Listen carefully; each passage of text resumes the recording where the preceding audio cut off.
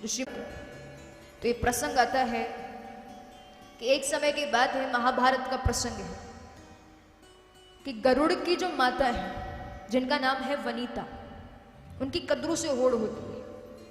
अब उस होड़ में वो हार चुकी है, हार गई है तो दासी बनना पड़ा है, स्वाभाविक सी बात है।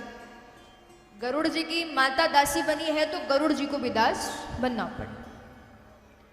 अब महाराज यदि उस दासत्व से मुक्ति पाना है तो उसके लिए स्वर्ग का अमृत लाना पड़ेगा। अब स्वर्ग का अमृत तो हर कोई ला नहीं सकता, बड़ी कीमती वस्तु। अब जब माता को दासी बनना पड़ा है तो गरुड़ जी को भी दास बनना पड़ा। महाराज गरुड़ जी बड़े परेशान,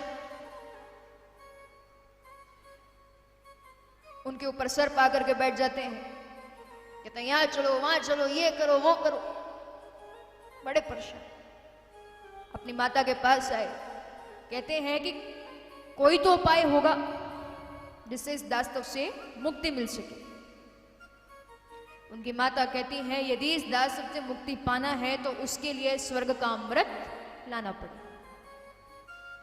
पर बेटा वो इतना आसान नहीं है, यदि सबके बस का होता तो हर व्यक्ति अमृत।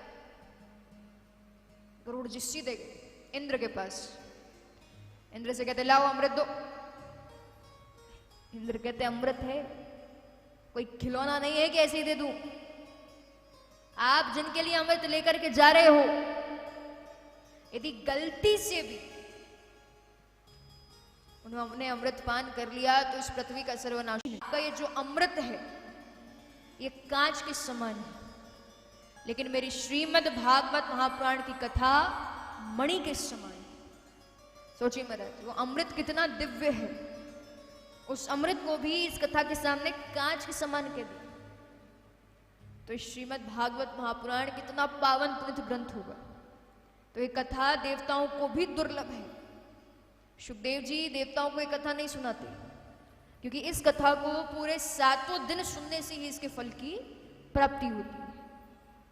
तो मैंने आपसे पहले भी कहा, अभी फिर से कह रही हूं, आप जब कथा सुने तो पूरे मनसा वाचा कर्मणा से सुने।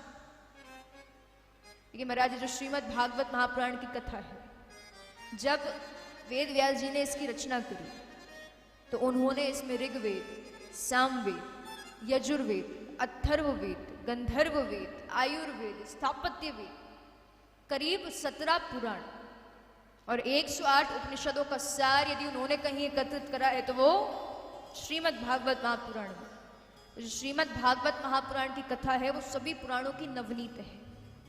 यदि कोई व्यक्ति चाहता है हर पुराण सुनने का फल मिले तो श्रीमद् भागवत महापुराण श्रवण कर सकते हैं। यदि कोई व्यक्ति ज्ञानी बनना चाहता है तो भी वो इस कथा को श्रवण कर सकते हैं। तो ये जो कथा है ये सभी पुराणों की नवनीत है। कहा जाता है कि जब आपके कई जन्मों का पुण्य उदय होता है तब जाकर के आप ये कथा सुन पाते हैं और करवा पाते हैं। तो आप सब बहुत भाग्यशाली हैं।